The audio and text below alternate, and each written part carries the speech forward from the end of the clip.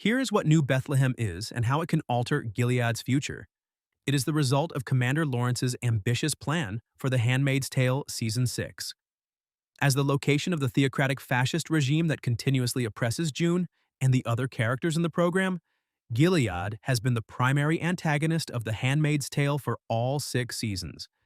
Nevertheless, Commander Lawerence introduces a more significant alteration to Gilead than ever before at the beginning of The Handmaid's Tale Season 6, suggesting the establishment of a location known as New Bethlehem. The first 3 episodes of Season 6 of The Handmaid's Tale have been released ahead of the remaining episodes, which will be released every week. As the season begins, June and Serena Joy are traveling to Alaska by rail to escape the growing Gileadian dominance over Canadian land. They are abruptly parted, nevertheless, and June is left to go alone to Alaska. Commander Lawerence is getting up to something back in Gilead, but most of these first few episodes concentrate on what June and Serena Joy are doing. What makes New Bethlehem different, and why Lawerence wants to change Gilead? Commander Lawerence has long harbored dissatisfaction with Gilead despite being a strong commander and one of its creators. Lawerence never followed the handmaid procedure, and his wife's passing only made him more hostile toward the nation. Lawerence wishes to alter Gilead as a result. His desire to transform Gilead from the inside out, however, sets him apart from some of the other characters in The Handmaid's Tale.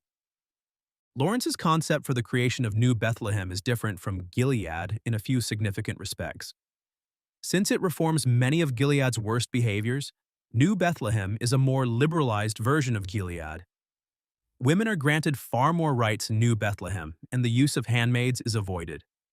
Compared to the United States and other pre-Gilead nations, New Bethlehem is still harsh, but it is a positive step. Even if some of the adjustments are contentious, Lawerence feels that New Bethlehem can resolve the problems he caused with Gilead. Lawerence wants to live in New Bethlehem, but who? Commander Lawerence intends to live in New Bethlehem when it is established. Given his history of opposing Gilead's policies, this is not an unexpected wish for the character.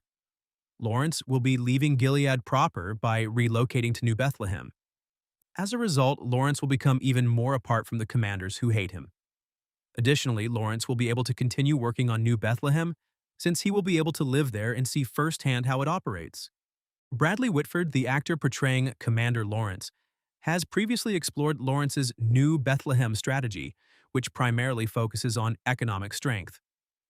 According to Whitford, Lawerence believes that the reformed New Bethlehem will be significantly more economically powerful than Gilead, allowing it to pull ahead of the old system. Economics has always been Lawerence's strong suit, which is why this reason isn't strange either. Lawerence's desire to relocate to New Bethlehem is further supported by the fact that he stands to gain financially there. The significance of Serena Joy to New Bethlehem and her support for it.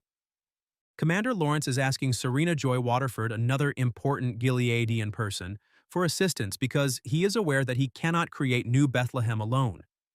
Lawerence must strengthen public support for New Bethlehem to succeed.